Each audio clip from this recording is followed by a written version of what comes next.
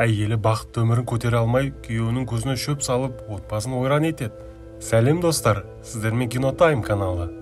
Бүгін біз «Неверная» деген фильмге қысқаша шолу жасайтын боламыз. Фильм басталған сәтінде бізге 11 жылдан бері бірге тұрып келе жатқан Самнер отбасын көрсетеді.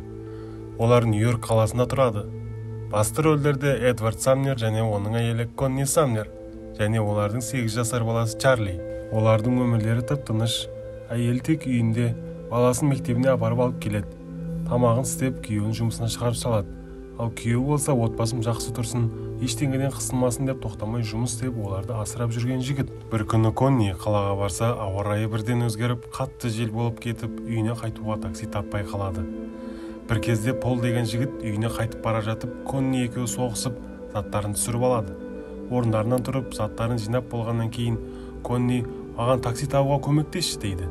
Бірақ ешқандай такси тоқтамайды.